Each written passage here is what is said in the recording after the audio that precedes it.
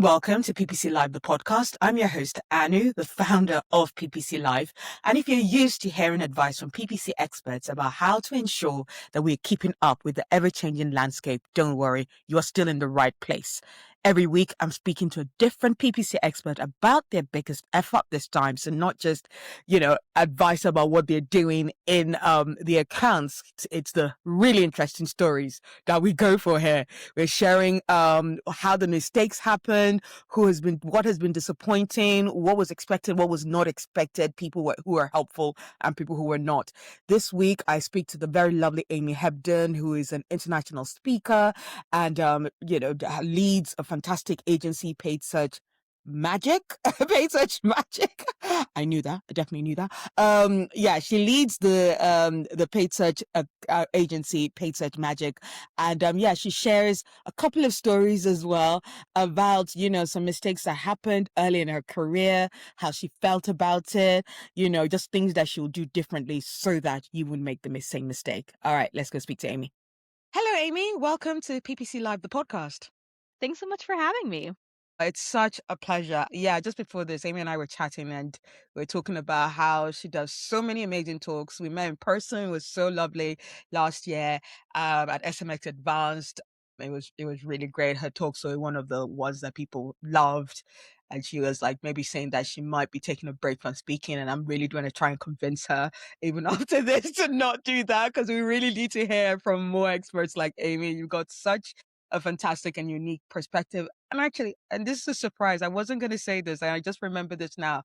I've got a special thanks for Amy because when I started working for Search Engine Land, it was a new role to me. And just out of the blue, I got a LinkedIn message from you, Amy, just saying, Anu, I love your articles and I love what you're doing. And oh my God, when sometimes imposter syndrome hits you and you just need to see that. It's where someone that has no ulterior motive just goes, you're doing a good job. And that just meant everything to me. So thank you very much for that. Well, thank you for all the work you do over there. It's incredible. Thank you. I know my audience will like, I know you do this all the time. You just start chatting and you've not even introduced us to your guest. So let's introduce Amy. Amy is a very much renowned, long-running paid search expert who has decades of experience running results-driven SEM campaigns, trying to very much achieve aggressive CPAs and CPLs across the pharmaceutical industry, financial services, tech, consumer retail, restaurants, hotels, etc. Has audited more than 100 accounts, certified in Google AdWords, analytics, Market Motive, MetLabs. These are even brand names I have not heard of. Has experience in social media, SEO, landing page testing, content marketing, display, and email marketing. And I'm seeing even more of that from PPC experts, especially the ones I really expect to have that wide variety of knowledge, which is very important, especially with the whole AI world coming into of that whole broad knowledge of knowing how the other channels work, even though you specialize in paid search. So really great one to see. Fun fact, so Amy and her husband are going to be raising quail. I have never heard of anyone who raises quail. And how's your research going on with that? Are you quite hopeful that you'll be able to get it right? Yeah, I mean, apparently quails kind of tend to have a death wish, and so that's the scary thing is that they die very easily. So we're trying to figure out how to give them the best environment possible so that doesn't happen. But we're excited to have them because the roosters are quiet, which means you can have male quail as opposed to chickens where we can just have chickens and not roosters, and so can be a little more self-sustaining that way, even though you get smaller eggs. Yeah, absolutely. I mean, if you're going to go out of your way to try to raise, a new kind of animal, you should do the research to make sure that you know how to keep them alive. Because you were saying earlier on that some people just write on Facebook that saying that they just gave them some kind of food and they died and they don't know what to do. If you just buy an animal, like I don't know, buy a toy, and then you're like, oh, I didn't figure it out, and so it died. Like that's way too high of a consequence. Like you have to know what you're getting into. Absolutely. Know what you're getting yourself into, which I also said that it's a very great translation of her skills in paid search. She's all about knowing what you're getting into and helping us do that as well. And yeah, going on to what we're going to talk about next, Amy proposed two stories, and I was like, the second one really grabbed my attention because it was one of those cases where it puts yourself in a difficult position. even though you felt you were doing the right thing at the time. And sometimes that's how mistakes look like. In that moment, you do think you're doing the right thing and you're going to do the right thing by your customers. So yeah, thank you so much, Amy, for being able to share the story with us. This is something that a lot of us, I'm sure, will learn from. So yeah, please take it away, Amy. What's the F up you'd like to share with us today? Yeah, so like you said, it's something that at the time I thought I was doing the right thing, but which was that we were in a situation where the the creative team had decided to run creative that really was not compatible with Google Ads. It was a gym, a fitness wellness, I guess a fitness center gym, and they were using a campaign. What they were trying to promote was like really just like bodybuilding and just they some creative that was not suitable for it was not family safe, right? And I mean, it Yeah. wasn't a big deal. It was like you wouldn't necessarily look at it and say, "Oh, that's pornography." But Google was. Google was saying, "We're not going to run this because, it's exposing too much skin or whatever." And it was just kind of like people were a little glossy and oiled up and whatever, and they just didn't like it. It didn't look like gym to them. So we kept on not being able to run the creative. And so this, is a continued problem throughout the campaign. And so we'd be Mm. pushing back, for the client, but then the person who was our point of contact was very, very junior person and Oh, just did not have the ability to manage or to negotiate that situation. So yeah. he'd be like, well, the creative team likes it, so run it. It's like, okay, but we can't. So one time we all had this big hands-on where like we're talking with the CEO, the C-suite, the leadership team, and everyone was Mm-hmm. there, and we were doing our report about here's what's going on. And like these are the people where you have to say here's what paid search even means, right? Because they don't Yeah. know. They're like, well, what's the Yep. difference between that and SEO? So everyone, the higher ups are all there. And so I'm like, I'm going to make my case about why we can't have this creative running anymore. And I did. I was able to convince, to get the attention of the leadership team of like, this is not appropriate. We need to rethink this strategy because this doesn't work on Google. Mm. So I thought, okay, I did what I needed to do. But what actually happened is that the other team that was like producing all this creative, they did not share that opinion that that was Mm. the right thing. They felt like I really threw them under the bus. They went and talked with my manager afterwards and had this special meeting and was saying how I was inappropriate. And it didn't like I didn't get in trouble with my company, but I did absolutely like this was a team that I would have liked to continue to work with. Like they were good people, and I kind of burned that bridge with them that they didn't like the way I handled it. And so it was not the right approach. Like I wasn't thinking through Mm-hmm. everything. I was just trying to get my point across, but kind of it came at a cost. Yeah. Oh, that's annoying. And at what point was it just was it months later, or was there a point even maybe it was when the meetings were happening that made you think, oh no, I shouldn't have done that? At what point did it really hit you that that wasn't the right strategy to go ahead with? Well, I'll be honest, like during the meeting, like they did not seem happy with what I was saying, and I didn't care because I knew, that was their response this whole time was like, you don't get to dictate what creative does. I'm like, but I'm running like there's no point in doing this creative that it is incompatible with Google. Yeah. So the fact that they were like pushing back, like I had known they would push back because they always defended their choice, right? Yeah. Because they had essentially the buy-in of leadership because leadership didn't know about this other issue.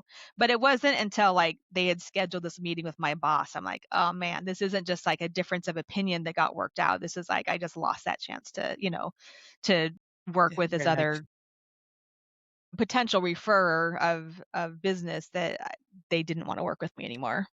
Okay. So were you taken off the accounts, or No, no, I mean, because my team didn't really care, like, they stood by me in that decision, okay?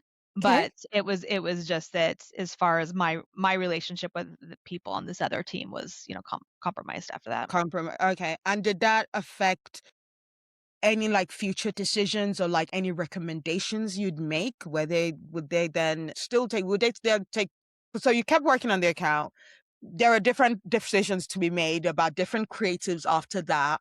Did they pay more attention to what you were doing, or were they just they were where they would they go around you for comms? How did they deal with the situation in terms of working from you with you after that?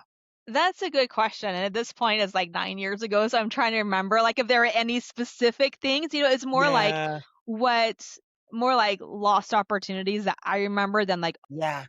that, like it came Yeah, back to bite me. I don't remember anything specific like that, but there sure. definitely could have been that I just like thankfully blocked out. Like, I don't know about you, but like my mess ups keep me like worried about it all through the Absolutely. night, every night. I'm Yes, like, oh, remember how I did that dumb thing? So yes. if I'm able to forget something, thank goodness. I know, which is why I'm always so grateful when people that are, you could come and share these stories because it is that kind of thing that makes you think, oh God, you can't believe you did that, but you've put it in the back and you've moved on from it. So yeah, this podcast, I don't know, I do know it kind of brings a bit of PTSD for some people, and I feel like I need to apologize to And people just for to be that. clear, this is not the worst thing that's ever happened. This is just something that's different than maybe what your listeners have. I've made a lot of mistakes. Like you said, I had to choose which one to do. It's not like, Yeah, oh, one time someone got mad at me, the end. Like there's real stuff, right? But this is probably a little bit different than the normal, like, oh, I messed up yeah. on a setting or I let something go for too long.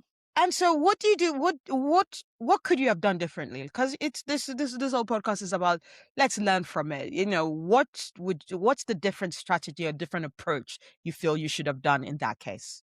Yeah, I think I really should have like considered my stakeholders better. They are a stakeholder. They're not just someone I was trying to like strong arm into seeing things my way. Like they had Mm, buy-in from someone else who had given them approval. So what I should have done is like work within like, okay, they have a perspective on this. I should have like been really really objective and considered how potentially emotionally charged it can be to say, "Hey, you're running porn." Like that's something people are going to respond to, but I don't yeah, necessarily need to play that card. I could have absolutely said, "Hey, here's why we can't run these." Like run it up the chain and even in the big meeting just kind of be very very objective with it and say here's the problems we're handling it. I think the creative team is doing a great job. What can we do to make sure that the creatives that we have to run and the landing pages we have to run for this are in compliance, and really focus on the compliance part of it rather than saying everyone's ignoring this thing we have to do. Like I could have been a lot more um just I'll say a better sport about it. I could have okay, taken a better approach. interesting. Again, to be fair, I think even with these kind of mistakes, they're nice positives to get out of it. Like I picked up on the fact that you said that your team were still on your side. They really like they were behind you. They understood why you gave that advice. How did that make you feel? And why is having someone in your corner in those kind of moments kind of important? I mean, if they hadn't, like, if they had just been like, "Oh," it would have really surprised me because they Mm, hadn't said anything up until then, and so if they're like, "Oh, someone else had this reaction, so now we're gonna think," because they're all in the room with me, and so sure. now we're gonna have a problem with it, I would have felt a little bit less Mm, of their willingness to, like, have my back, if it yeah. changed the minute someone else said something, but, I mean, they were they're pretty consistent, so that was nice. It's nice to have that. It's nice to have that consistent support. Do you feel that it was in a way? I mean, like and it's not even necessarily about the fact that they knew that you were giving the right advice, but also in terms of the fact that the way you went about it. Did any of your team question you in terms of like, look, Amy, we know why you gave that advice, but we should have done it X, Y, Z because obviously they had meetings with your manager kind of thing and your managers took those meetings. Was there any feedback that the manager then gave to you for what you could have done differently? No, and No, not really. I didn't get any feedback from them. So like I honestly Yeah. I felt vindicated. I felt like, well, what I did was fine. It wasn't until like later, years later. I mean, Yeah. it was I felt bad that like, oh, that's too bad that my correct decision resulted in this burnt bridge, right? That's kind of how I saw it at the time. Yeah. It wasn't until later I'm like, I didn't have to have taken that approach. I could have gone about it differently and probably got the same result. And I mean, at a certain point, I think you do have to decide to escalate something. And you do have to Yeah. say, am I willing to burn this bridge? Am I willing to light it all on fire? Yeah. And I would say often that answer should be no. Like you need Yeah. to really have a good justification for it for that answer to be yes. Because we always think we're right. We always think we're like, it's all just about the account. And a lot of times it is about relationships and not just the account. So the better you can be, the more tactful, the more empathetic you can be about communicating that, Mm. the more skilled you are in getting it to happen anyway, right? You don't have to Yeah. like go nuclear or whatever. Yeah. I mean, people have gone more nuclear in past stories I've heard where it has ended in properly burnt bridges and yeah, firing and leaving the job. But in a way, Are you happy that you stayed on with that company? I mean, because I don't know, I sometimes do get, we spoke about the fact that sometimes you make a mistake and sometimes you just wish you could be like, okay, let me just leave because I'm never going to come back from this, and the whole environment is a little bit. Or was it just, were there like one of the other clients you work on, so it didn't take up all of your time? Yeah, it was one of probably 8 clients I had at the time. It wasn't a big deal as far Okay, as that all goes. right, Yeah. yeah, okay, cool. Actually, we have time for this. I know you spoke about actually two things that you were going to bring up. Can we also bring up that second mistake that you talked about? Is that okay? About Yeah. how there was Yeah. an account that Yeah. didn't go Sure. live very closely. Yeah. So this is before I was working at that company. So this is like we're looking at 12, 13 years ago now. Yeah. I was doing contract work for one company, and then I was moving states to start working for a different company. And I just had a lot going on. I was like got engaged at the time. There's just a lot of stuff was happening. Yeah. And then one of the accounts that I was working on, there was someone else who was working on it too, and it was like a low touch, low maintenance account. So they took the other person Mm. off. They're like, "Okay, Amy, you're in charge of it this month." I'm like, "Okay, great." But then nothing happened with it. I didn't check in on it. I didn't bill them. I want to be really clear about this. This is not a case where I said, "Hey, I worked on it for a bunch of time." I didn't. I did not bill them for anything for that client because I didn't work on it at all. And then like 2/3 through the month, like probably the 20th, we got a notice that it was one of those accounts that had an insertion order, where you Ah, had to have like a signed insertion order every so often in order for like you sure. to be able to spend. It was like a really weird kind of archaic setup. But the Yeah. insertion order had expired and I hadn't gotten a notice about it. And so like nothing had run for like that far into the month. And so like I didn't say anything had run, but like I should have been so much more accountable for that than I was. I was just like kind of putting hours in and like, whatever. And I hadn't taken care of that. And so because the other person was off of the account and it was just on me, it was like 100% my mistake. And it looked bad, that because the client was still charging, like my client, the agency was still charging their client for Yeah. management, and like no Right. management had gone into it. I, And yeah, so it was not good. So did that result in drop in performance? If so, that means the account wasn't running during a period of time. At what point did the client then figure it out and go, well, what's happened during this time period? I mean, it wasn't until the end of the month. Like the client, it was okay. It was a lower touch client, but Okay. they were very hands off. Like this is one of those like they had no idea what was happening within Okay. this particular part of the business until they Yeah. got a report like 2 months later that told them. And then Okay. there was like a woman whose entire job it was to put together the report, and it took Sure. her like a month, and so it wasn't Okay. like they were like seeing sales go up or down. It was just like, "Oh, by the way, how," and so the fact that it hadn't spent indicated that it hadn't been managed. That was really the only thing. It didn't affect their business really.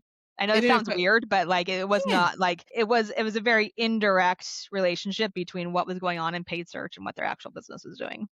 Okay. Okay, cool. So they still made their sales target. That didn't make too much of a huge difference. Like, how did you, and you were the one that figured it out, or was it like your contact that was like, wait, what's going on here? I honestly don't remember how it came up. They might have figured it out when they got like this insertion order and like, hey, this thing needs to be re-signed, or else I got it. And I was like, oh wait, that means it hasn't been running. Like if it might have been like my Google rep like reached out to me. It's like, hey, this thing needs, like we're flagging it now 3 weeks later. Okay. One of those things. Okay. Also, and like, how long a period was it offline for? It was No? probably like 3 weeks, they could say. It was I mean, about it's 3 weeks. somewhere between like 3 weeks and the whole month. It was somewhere around there, like where it's like not just like, oh yeah, we missed it, but it was 2 days later. It was like the majority of the month had passed when we caught it. Yeah. So what's your big lesson from that one? I What would mean, you what they advise on ways to avoid things like that? I mean, I was just I like looking back, I'm like, how is that me doing that? Because like it's so weird that I just felt no accountability for like the management of it. Like if I remember right, I didn't report directly to the client. I was just like doing this back end Hmm. stuff. And they had like a different like client manager that reported. I think I just felt too removed from the process. And so it was just like, yeah, Yeah. I'll help out or whatever. But like I would never ever do that. You know what I mean? Like that's and what they did is they're like, all right, well, we need to manage this better. Because to their point, I mean, they also dropped the ball, right? Okay. They didn't have anyone actually on their team that was able to do it, which is why they're subcontracting this out. They didn't do any sort of Yeah. check-ins or anything, so they should have been a lot more Yeah. accountable too. I mean, Yeah. both of us, like, I'm not trying to excuse what I did Sure. at Yeah. all, but like when you subcontract with someone, you have to have a check-in at some point, Yeah. like that needs to be Absolutely. going on. So then they got to be like really particular with, okay, here's our new like, guardrails, and like every Great. single week we had to like say, here's how many impressions it got, here's how many clicks, just so they could like make sure something was running. So Running. I mean, and fair enough, like it was a little overkill, but they didn't know how to do anything else. And so that's what, because they didn't know paid search, which is again why No. they had to outsource it. So I was like reporting them all these dumb numbers, like with weekly calls and stuff. But yeah. Yeah, those are the days. Those are the days early in Yeah, your career when you're literally like, you wish you were.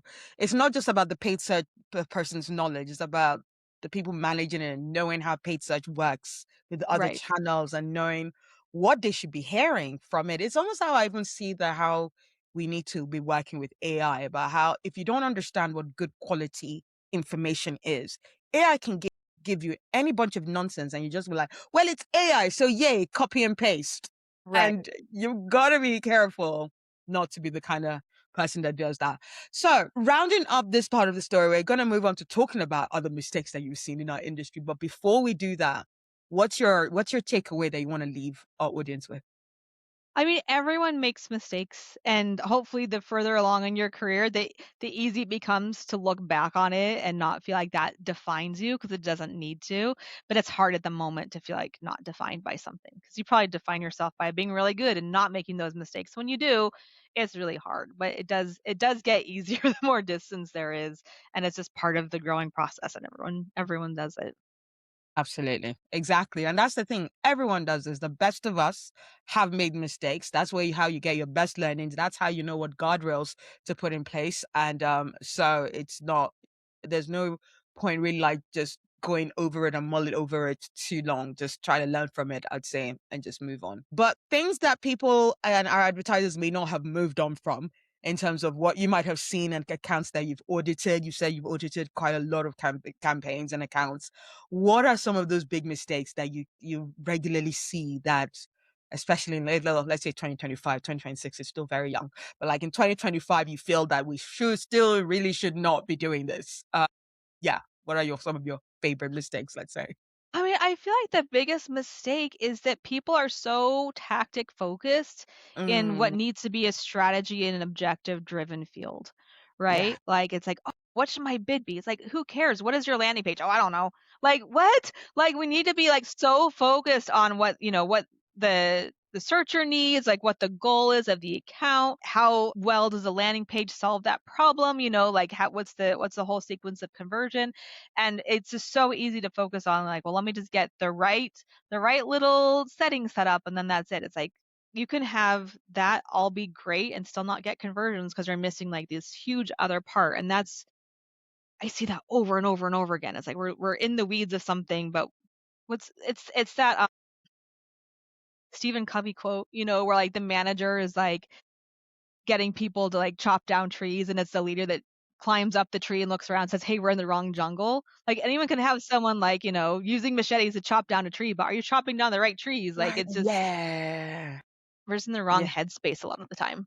Yeah, absolutely. I think like in a lot of like especially when a lot of people started getting into consultancy and kind of work, I feel it was easier to sell like your tactical skills. Like I'm great with optimizations. I know all the updates that are going on in Google Ads and that kind of thing. And sometimes I feel sometimes it's harder to sell what your strategic capabilities are, kind of thing, which it's now that's in a skill in itself, being able to sell what matters to people. But it's definitely very much more important that we do that because especially with AI taking all the, especially like the easy tactical stuff away, you know, Mhm. what is left for you to do if you've not sold what your strategic capabilities are? So like going into like, specifically with AI, what are some of the most of the biggest mistakes that you see?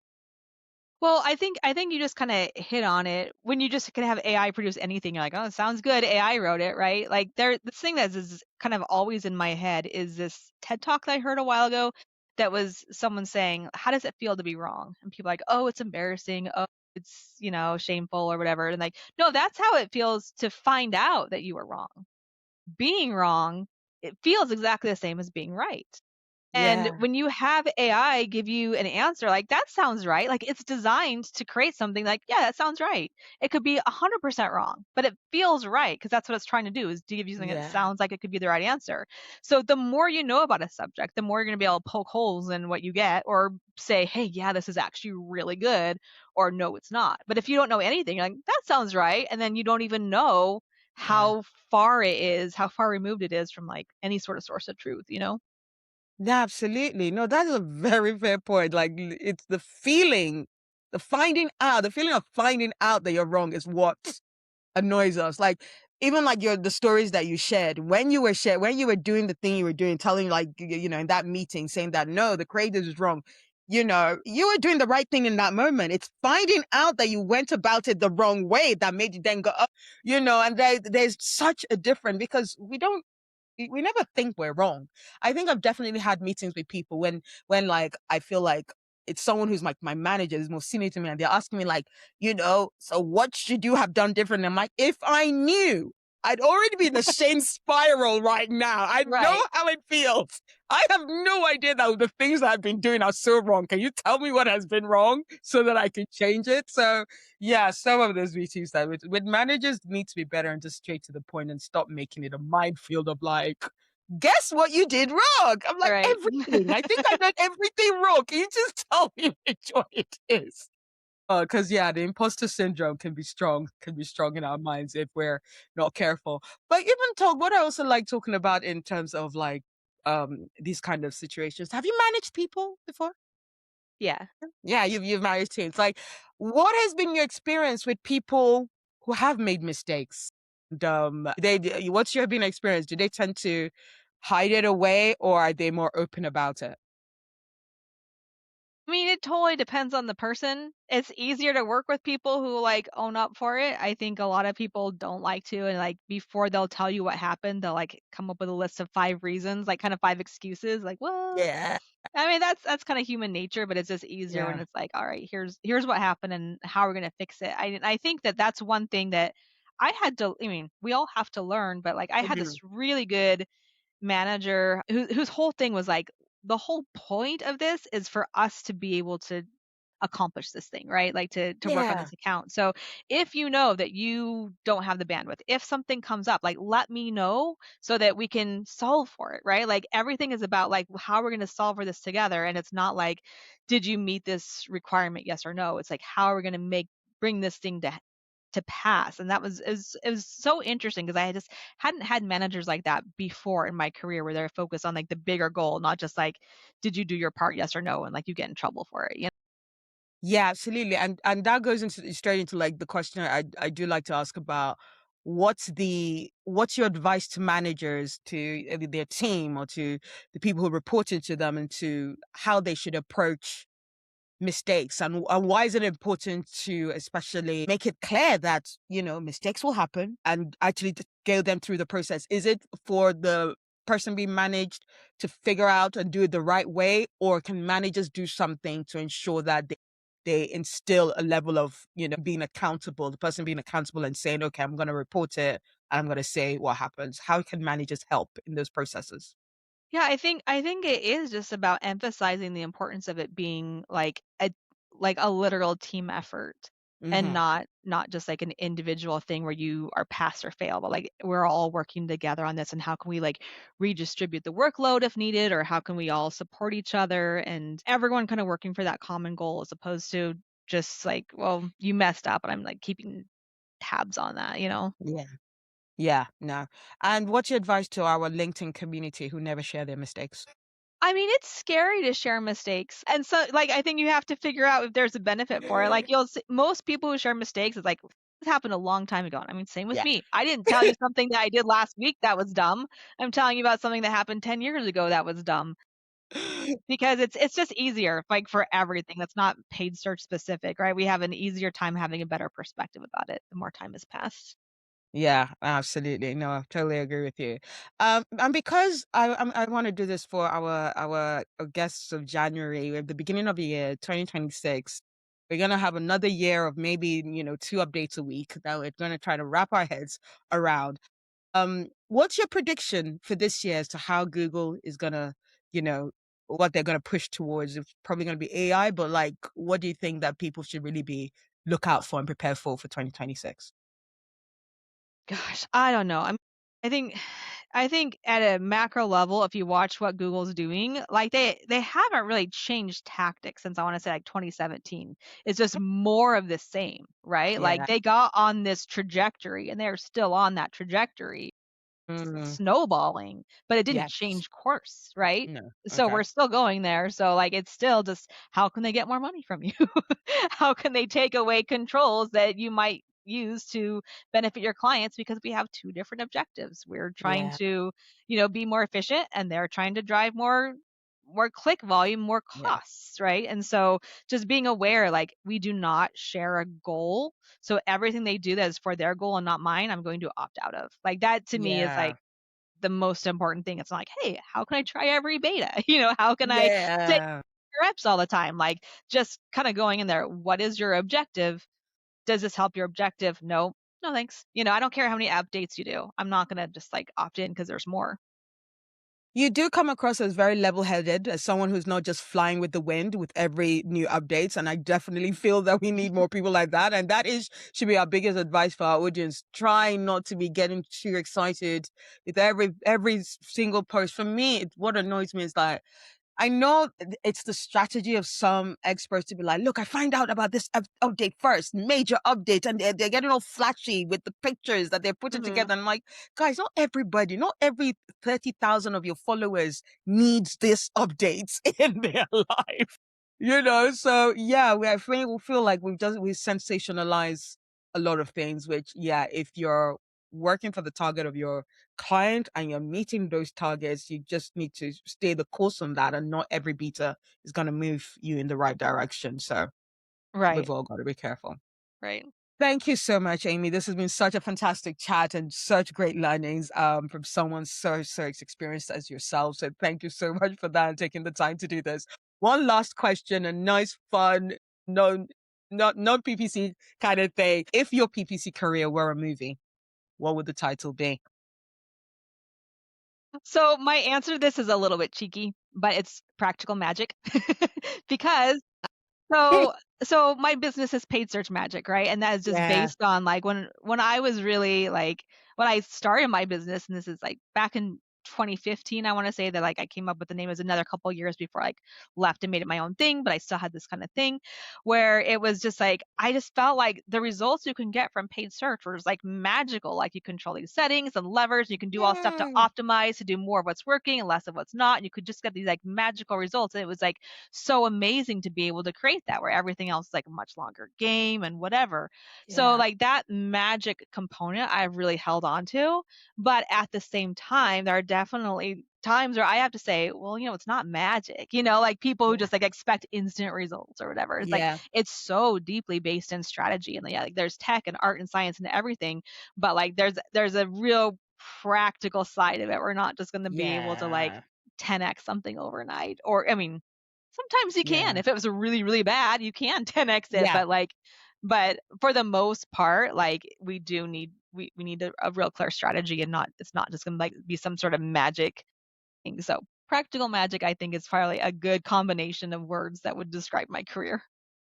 Absolutely. I totally really enjoyed that explanation. And like, cause genuinely cause when I first started my career in like 2008, like I started with a little bit of a stint in SEO, and I found it, especially way back then, it was very basic.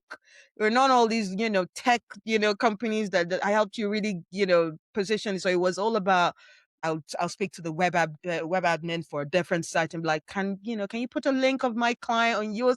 It was very salesy. I hated it. And then maybe after Mhm. 3 months, I went to another job, a job interview, and they were like, "Yeah, there's paid search, and the more I learned about it, you'll write an ad and you see your ad like 2 minutes, and I was like, that felt like magic. That felt like, whoa, that's so immediate.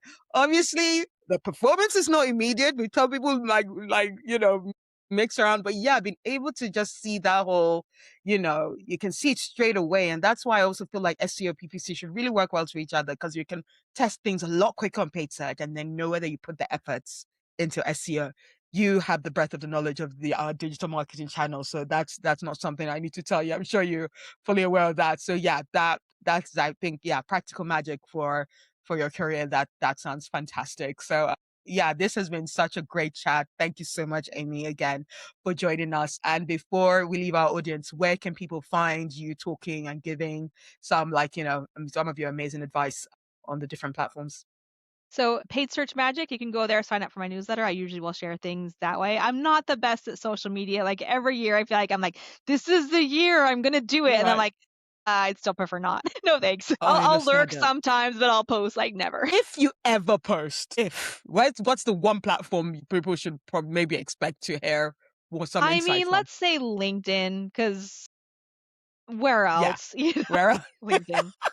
I know it used to be Twitter, and then that just became a bit of like, oh Yeah. God, a No. hellscape. So No. yeah, no, I totally understand. Well, that has been a fantastic, great chat. We'll share all the links for, paid search magic, and Amy's LinkedIn, and you can just lurk and see whether she comes out with any brilliant insights in 2026. Who knows? Even if it's just one, who knows? It will be a fantastic one to take away with. So thank you so much, Amy, and that's been a great chat. Thanks. Thanks so much. Cheers. Bye.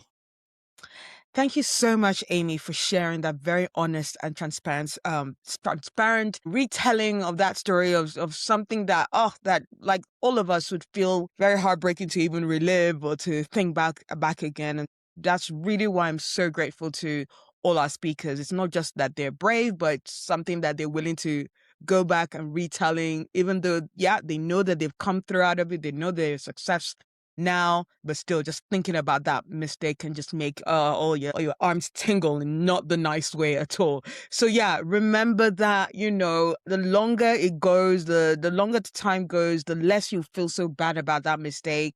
And sometimes it might be the right thing to do. And it was similar to, Anthony Higgman's, lesson. It might be the right thing to do, but it might be done the wrong way. So you just need to watch out for that and make sure you get advice even from someone else to ensure that you're approaching things the right way. For all the information and the full transcript of that fantastic show, please go to podcast.ppc.live. So yeah, another PPC Live event update as I do usually. Tickets are live. Tickets are still live. Please go to ppc.live.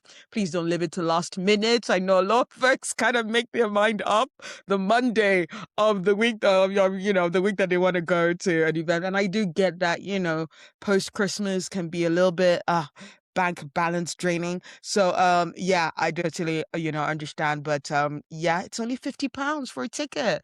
Lots of other events are like in the 400, 500, 600,000 pounds.